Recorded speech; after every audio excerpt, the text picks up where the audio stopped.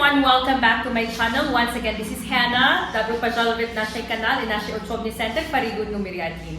Хошумадет ба шабахаимо ба мактабимо.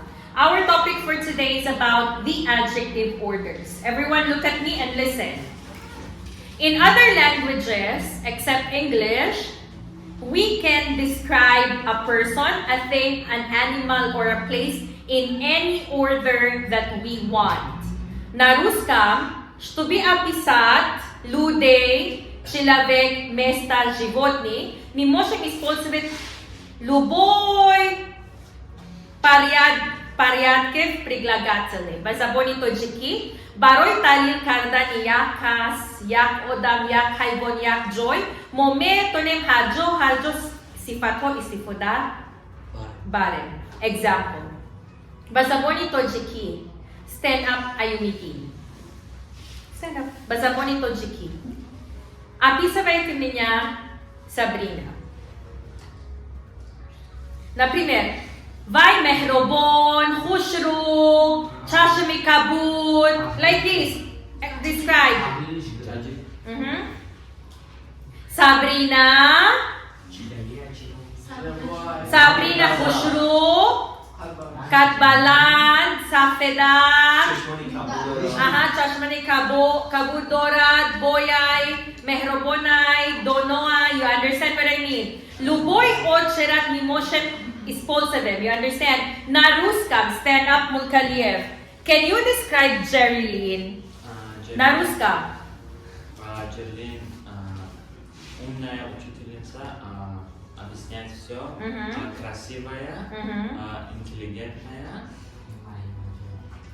Very good, good job. You understand? Nozia, stand up. Can you describe Faridun Learning Center in Tajik? Marкази умузуши Faridun. Маркази умузуши Faridun, خیلی خوب، کلان، زیبا. Very good. You understand? Any order that we want, we can describe anything. Okay? Luboy порядке. Bazamuni tojiki harjo sifat harjo meshavad. You understand?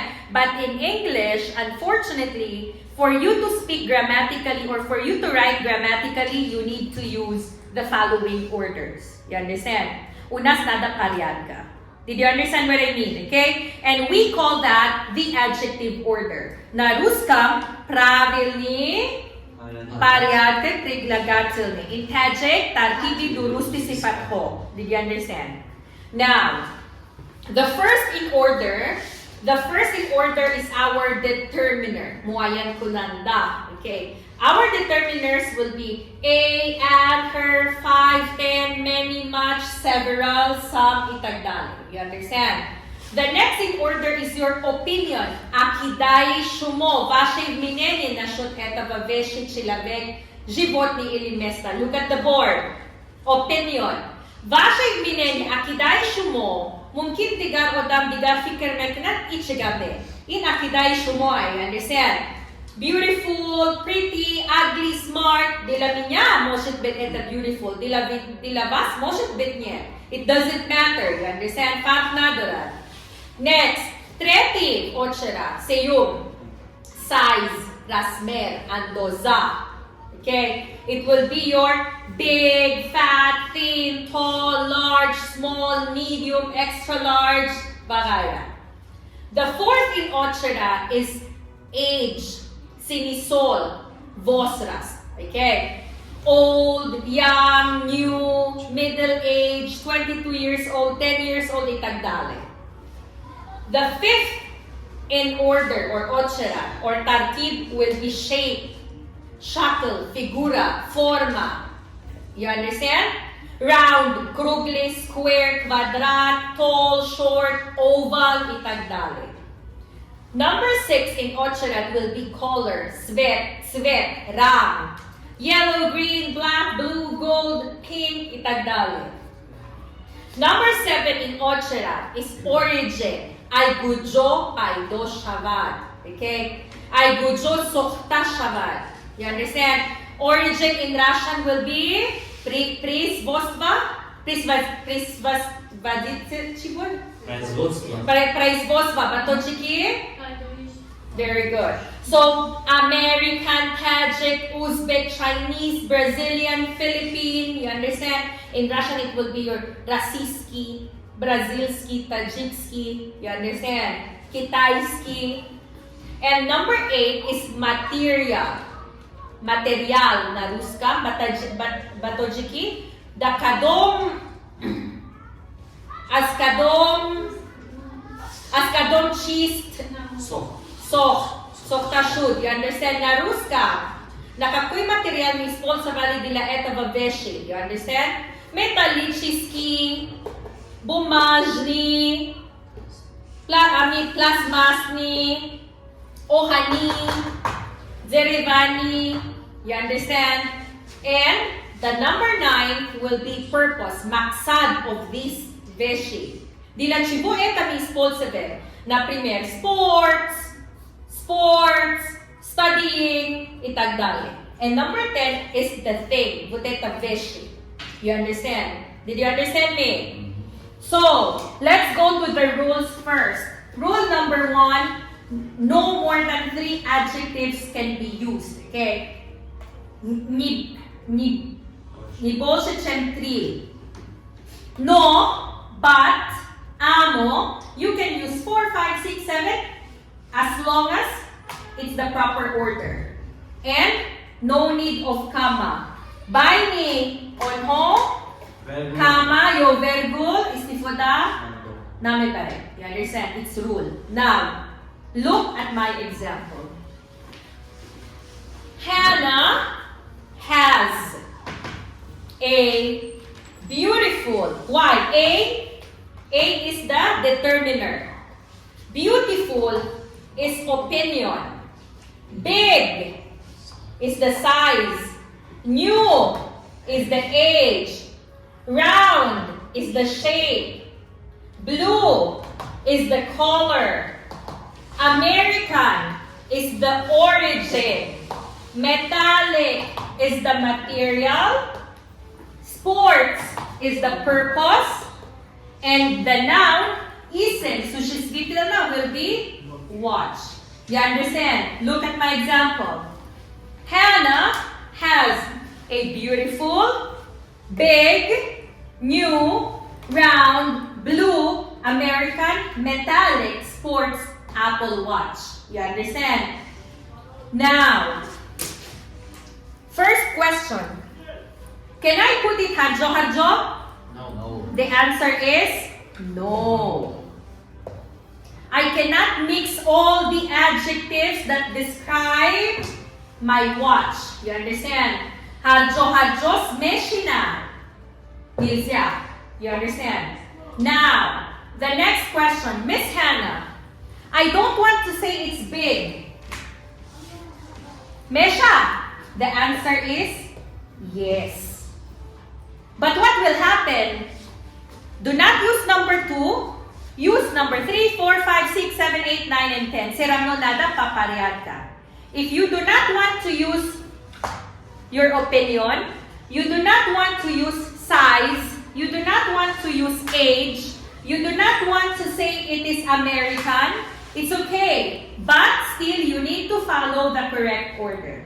На русском вы не хотите использовать второй, третий, четвертый, пятый вид, it's okay. Все равно вашей очередь надо по порядку. Do you understand? Look, I don't want to say it's metallic. So what will you say? Hannah has a round blue sports watch. Did you understand me? Stand up, Nozia. Can I erase or do not use some of them? Yes. What should I do? ما فقط باید رعایت کنیم طرز درست داشته. Very good. порядку. Very good. Did you understand? As long as after determiner, you do not want opinion, no problem. You do not want size, no problem. You do not want age, no problem. You do not want origin, no problem. You do not want material, no problem. But Still the same order. Did you understand what I mean? Okay. Now, let's talk about your club teacher. Who is your club teacher? Miss Jerry. I have, Smatria, I have a, your determiner. I have a, your determiner. Beautiful is your opinion. Tall is your size. Young is the age.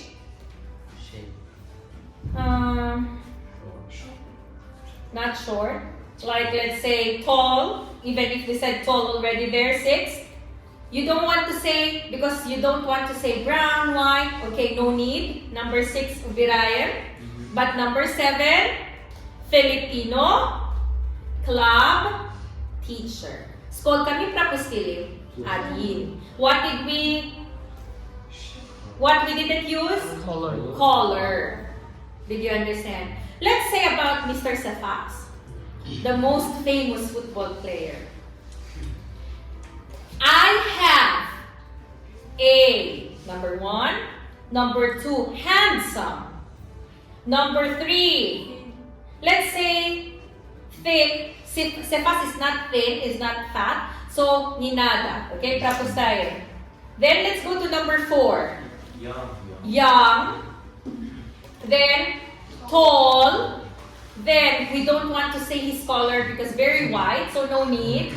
Then, African, club, teacher. Skol kami prapustili, 2. But still, we follow the correct order. Did you understand what I mean? So, let's have it one by one. Stand up, Nozia. Use your mind. Can you describe Faridun Learning Center using the 10 adjective order? Faridun Learning Center, a beautiful Is a beautiful, big, old,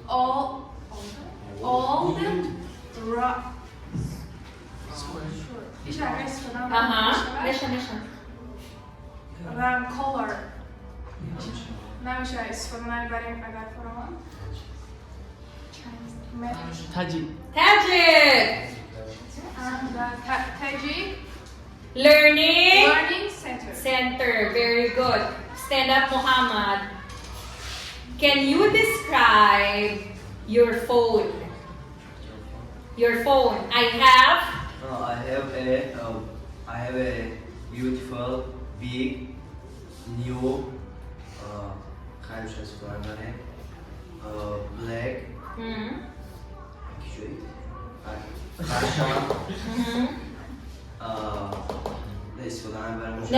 Telepon itu metala yo plastika eh?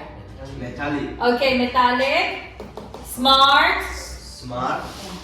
Phone. Very good. Did you understand? Did you understand? Another question, Jasubek, if you're listening to me. Stand up.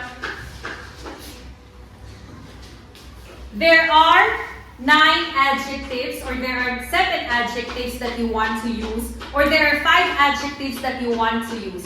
Can we use comma? Why? Because, okay, what is the reason why we cannot use comma at all? Because we are only describing one thing. You understand? You are only telling or describing or giving information about one thing, one person, one animal, or one place. Put in mind, it's not allowed to use it harjo, or mixed up. Did you understand what I mean? Do you have any questions? No. Thank you so much for watching, and you do have a great day.